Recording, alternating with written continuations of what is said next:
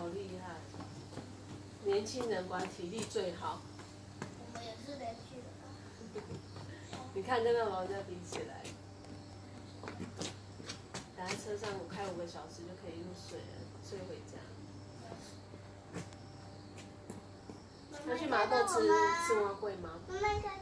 你这样好危险，上来。要去麻豆吃蛙粿吗？要吗？要去吃韩国语套餐。哦。干嘛？要走了吗？我想当第二个。你要当第二个？我要当第二个。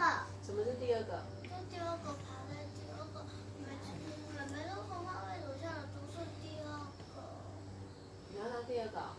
好，我帮你当第二个。那爸爸第一个啊？不可以。所以我第一个。第一个。好啊。不要。爸爸第一个。哦。当第二个要干嘛？